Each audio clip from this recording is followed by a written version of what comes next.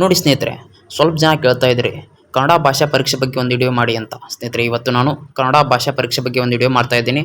ಈ ವಿಡಿಯೋದಲ್ಲಿ ಕನ್ನಡ ಭಾಷೆ ಎಕ್ಸಾಮನ್ನು ಯಾರು ಬರಿಬೇಕು, ಯಾರು ಎಲಿಜಿಬಲು, ಯಾರು ನಾಟ್ ಎಲಿಜಿಬಲು ಅಂತ ಫುಲ್ ವಿಡಿಯೋದಲ್ಲಿ ತಿಳಿಸ್ಕೊಡ್ತೀನಿ.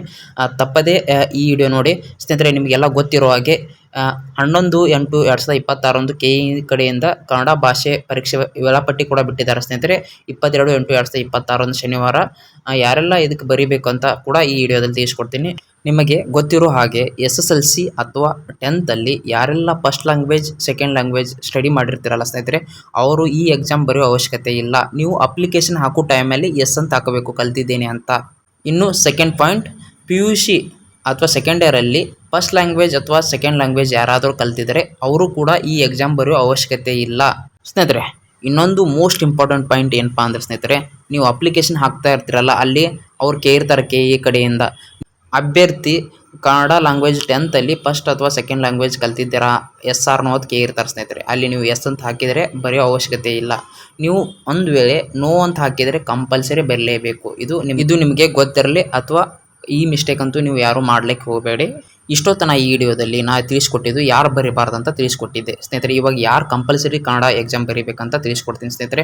ನೀವೆಲ್ಲ PUC ಅಥವಾ 10th ಅಲ್ಲಿ ಫಸ್ಟ್ ಲ್ಯಾಂಗ್ವೇಜ್ ಅಥವಾ ಸೆಕೆಂಡ್ ಲ್ಯಾಂಗ್ವೇಜ್ ಹಿಂದಿ ಅಥವಾ ಇಂಗ್ಲೀಷಿಂಗ್ ಕಲ್ತಿರ್ತೀರಾ ಎರಡು, ನೀವು ಥರ್ಡ್ ಲ್ಯಾಂಗ್ವೇಜ್ ಕನ್ನಡ ಕಲ್ತಿರ್ತೀರ, ಅಂಥವ್ರು ಕಂಪಲ್ಸರಿ ಈ ಎಕ್ಸಾಮ್ ಬರಲೇಬೇಕು. ಮತ್ತು ಸ್ವಲ್ಪ ಜನ ಕನ್ನಡ ಲ್ಯಾಂಗ್ವೇಜೇ ಕಲ್ತಿರ್ತಿಲ್ಲ, ಅಂಥವ್ರಂತೂ ಕಂಪಲ್ಸರಿ ಬರಲೇಬೇಕು ಈ ಎಕ್ಸಾಮ್, ನೆನಪಿರಲಿ ಸ್ನೇಹಿತರೆ.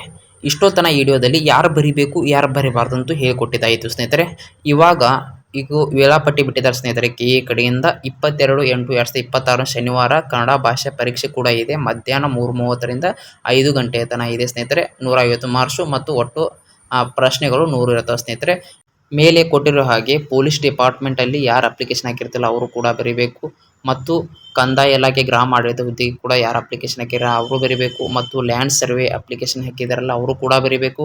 ಕರ್ನಾಟಕ ವಸತಿ ಶಿಕ್ಷಣ ಸಂಸ್ಥೆಗಳಲ್ಲಿ ಶಿಕ್ಷಕರ ಹುದ್ದೆಗಳು ಅದಕ್ಕೂ ಕೂಡ ಅವರು ಅಪ್ಲಿಕೇಶನ್ ಹಾಕಿರ್ತಿರಲ್ಲ ಅವರು ಬರೀಬೇಕು, ಮತ್ತು ಕರ್ನಾಟಕ ರಾಜ್ಯ ಕಾನೂನು ಸೇವೆ ಪ್ರಾಧಿಕಾರದಲ್ಲಿ ಸೆಕ್ಷನ್ ಆಫೀಸರ್ ಆಗಿ ಹುದ್ದೆಗೆ ಅಪ್ಲಿಕೇಶನ್ ಹಾಕಿದರೆ ಅವರು ಕೂಡ ಈ ಕನ್ನಡ ಭಾಷೆ ಪರೀಕ್ಷೆ ವೇಳಾಪಟ್ಟಿ ಕೂಡ ಬಿಟ್ಟಿದ್ದಾರೆ. ಇದನ್ನು ಕಂಪಲ್ಸರಿ ಯಾರೆಲ್ಲ ಥರ್ಡ್ ಲ್ಯಾಂಗ್ವೇಜ್ ಕನ್ನಡ ಅಥವಾ ಕನ್ನಡನೇ ಕಲ್ತಿರೋದಿಲ್ಲವಲ್ಲ ಅವರಂತೂ ಈ ಎಕ್ಸಾಮ್ ಬರಲೇಬೇಕು. ಈ ನನ್ನ ವಿಡಿಯೋ ಕನ್ನಡ ಭಾಷೆ ಪರೀಕ್ಷೆ ಬಗ್ಗೆ ಫುಲ್ ಸಂಪೂರ್ಣ ಇನ್ಫಾರ್ಮೇಷನ್ ಸಿಕ್ಕಿತ್ತು ಅಂತ ತಿಳ್ಕೊತೀನಿ ಸ್ನೇಹಿತರೆ. ಯಾರಿಗೆಲ್ಲ ಯೂಸ್ಫುಲ್ ಅನಿಸಿದರೆ ನಮ್ಮ ಯೂಟ್ಯೂಬ್ ಚಾನಲ್ನ ಸಬ್ಸ್ಕ್ರೈಬ್ ಮಾಡೋದನ್ನು ಮರಿಬೇಡಿ. ಥ್ಯಾಂಕ್ ಯು, ಧನ್ಯವಾದಗಳು.